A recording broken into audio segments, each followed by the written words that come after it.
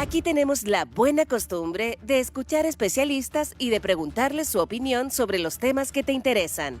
Lo hacemos cada mañana desde las 7.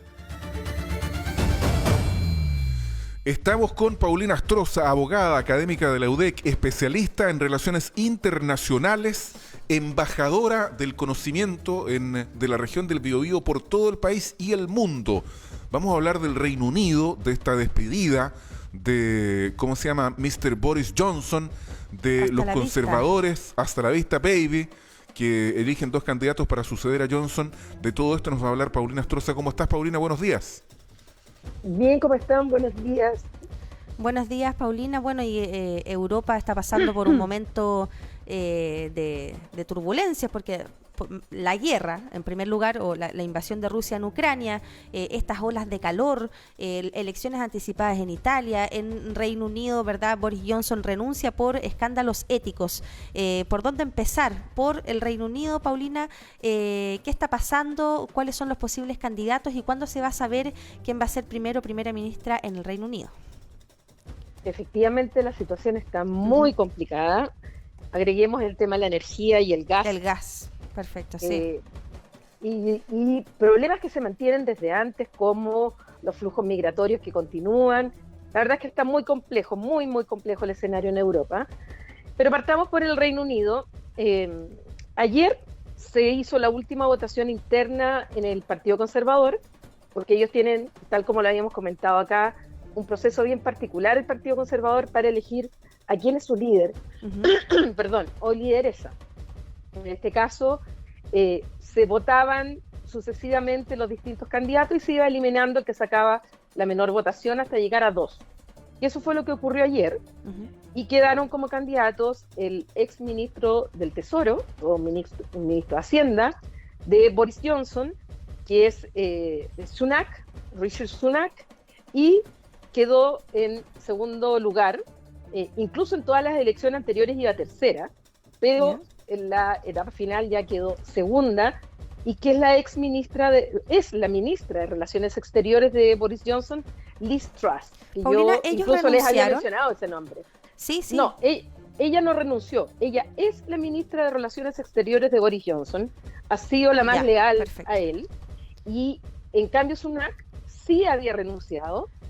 Fue el segundo en renunciar después del ministro de Salud, y eso fue lo que precipitó que, recuerden ustedes aquel día que hubo 55 renuncias de altos funcionarios y que llevó y presionó a Boris Johnson finalmente a dimitir como líder del Partido Conservador. Pero ella no, ella ha sido de confianza absoluta y es la actual ministra de Relaciones Exteriores. Por lo tanto, Boris Johnson no lo quiere a él, a Sunak, ¿verdad?, como primer ministro. Está dividido el Partido Conservador. Sí, el Partido Conservador está dividido, y yo creo que aquí, en definitiva, habiendo llegado 2 exministros de Boris Johnson, un actual y el otro que estuvo muy cercano a él, hay un tema de, cuánta lealtad hubo durante todo este proceso con Boris Johnson, eso está claro. Y en segundo lugar, ¿cuál de ellos va a seguir más cercano lo que fue el gobierno de Johnson? Es decir, del punto de vista ideológico. ¿Cuánta ideología contra pragmatismo se va a dar? Va a ser lo que van a elegir los 200.000 conservadores inscritos que tienen derecho a voto, que durante todo este mes van a votar vía correo.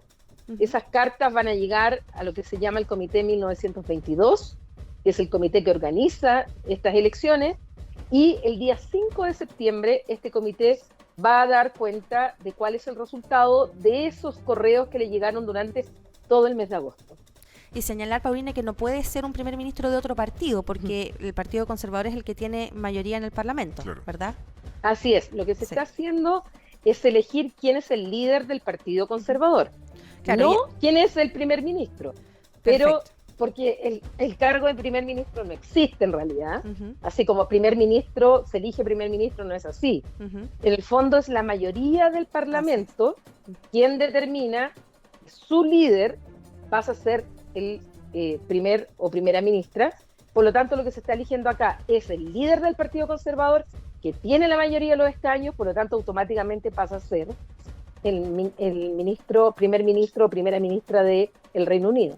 Sí, Paulina, esta es la última pregunta con respecto al Reino Unido. ¿En qué influye que salga uno u otro? Porque recordemos las palabras que dijo Boris Johnson al salir. Dijo pocos segundos para dar algunos consejos, dijo a mi sucesor. Dijo, número 1, manténgase cerca de los estadounidenses. ¿Ya? Apoyen a los ucranianos, defiendan la libertad y la democracia y sobre todo recuerden, dice, no es Twitter lo que importa. Ante estas recomendaciones y sugerencias, ¿los dos líderes van a cumplir más o menos esta orientación política que tenía Boris Johnson? Boris Johnson se despidió en definitiva con críticas veladas a Sunak. Porque además de todo esto señaló que no había que subir los impuestos, que había que enfrentar la inflación de otra manera, porque a Sunak, que fue su ministro de Hacienda, lo que él hizo fue adoptar medidas, sobre todo después de la pandemia, para, con la subida de impuestos, con además un mayor gasto social, porque también adoptó como medida más de izquierda.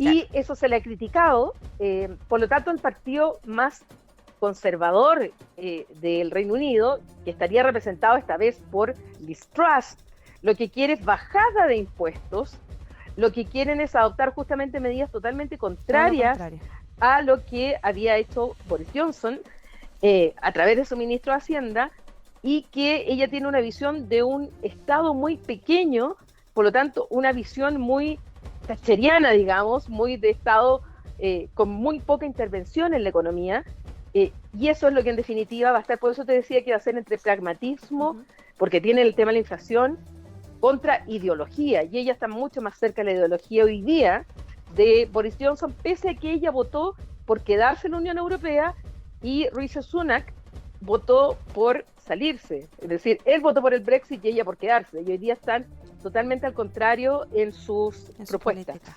Claro, todo cambia en la política.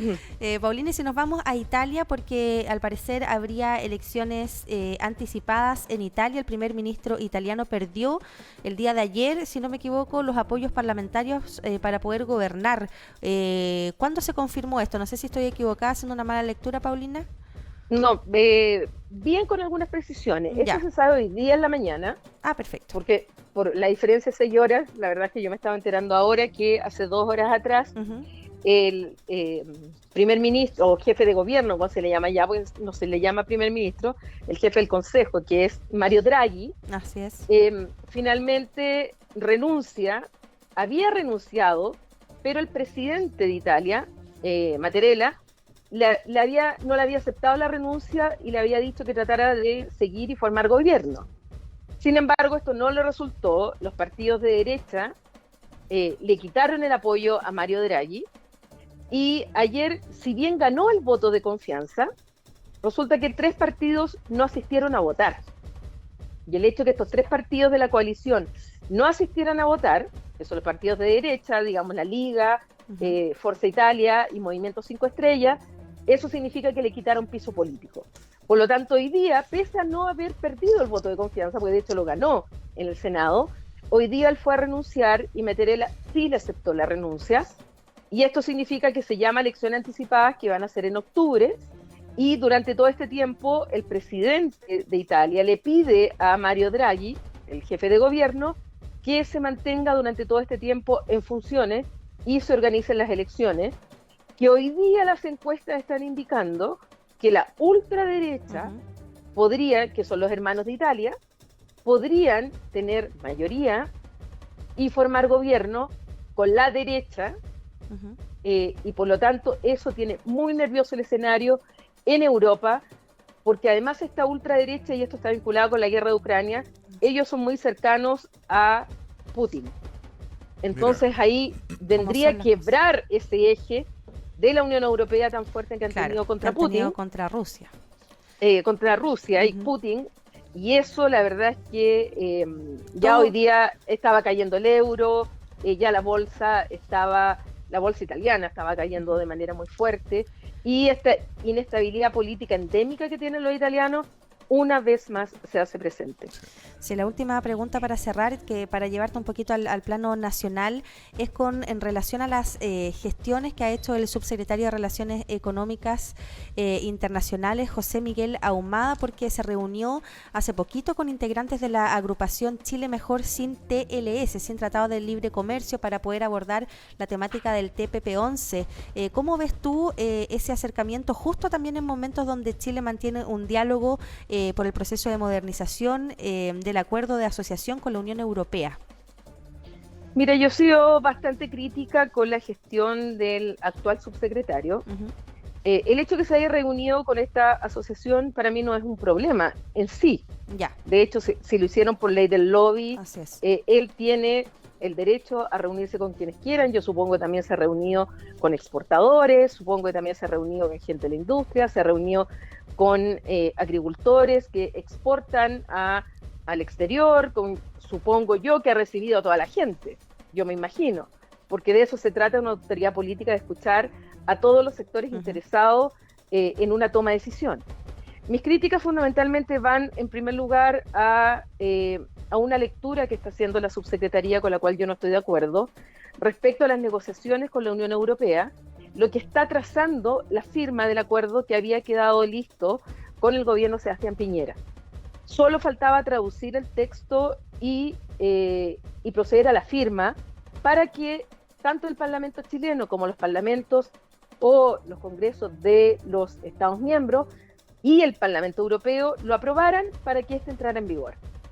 En la parte en que se requiere eso, porque hay otra parte, que es la parte de libre comercio, que solo se requiere la aprobación del Parlamento Europeo y el Consejo. Por lo tanto, podía entrar más rápido, digamos, en aplicación.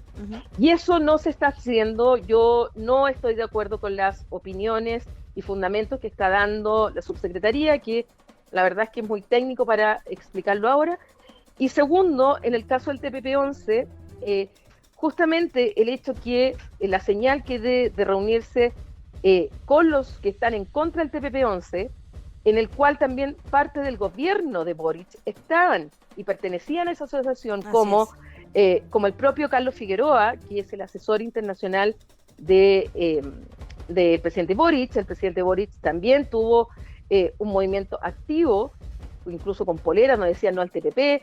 La visión crítica que como académico ha tenido el propio José Miguel Ahumada, donde cita también a ciertos economistas que se fundan, por ejemplo, el mismo Ramón López, que es el asesor de Jadwe, a mí no me representa como visión de lo que debe ser el comercio exterior, de lo que deben ser las vinculaciones internacionales en nuestro país, y además que el TPP-11 lleva años ya en vigencia, y hoy día hay datos claros que un 36% hemos bajado nuestras exportaciones a los países que forman el TPP-11. Estamos perdiendo oportunidades en un momento en que Chile, primero, hay una realidad, lo queramos o no, vivimos del exterior, vivimos de las exportaciones, vivimos justamente nuestra vinculación con países como Nueva Zelanda, Canadá, Japón y otros que forman parte del TPP-11. Entonces, y ya es el momento de echar abajo muchos mitos y falsas ideas que se han venido sosteniendo durante tanto tiempo y en las cuales es cosa de leer el tratado capítulo por capítulo para darse cuenta que no es verdad muchas de las cosas que se han dicho.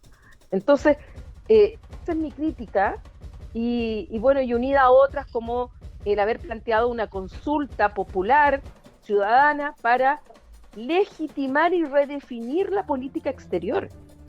Si nuestra política exterior hubiese sido ilegítima durante todo este tiempo, lo que no es verdad. Nuestra política exterior ha sido tan legítima que ha pasado todos los tratados de libre comercio y todos los otros tratados que tenemos han pasado por la aprobación del Congreso Nacional. Por lo tanto, plantear una consulta, que yo estimo bien preguntarle a la gente, pero para redefinir y legitimar una política exterior, como diciendo que la anterior era ilegítima, me parece que fue un exceso y un problema comunicacional horrible que ha tenido tanto la subsecretaría como también el ministerio. Así es. Paulina Astroza, muchas gracias por tus opiniones. Muchas gracias, Paulina. Nos quedó claro el panorama europeo y también tu visión con respecto en materia internacional acá en nuestro país. Gracias a ustedes, que estén muy bien. Buen día, Gracias, Paulina. buen día. Muchas gracias. Estamos a 27 minutos de las 9 de la mañana.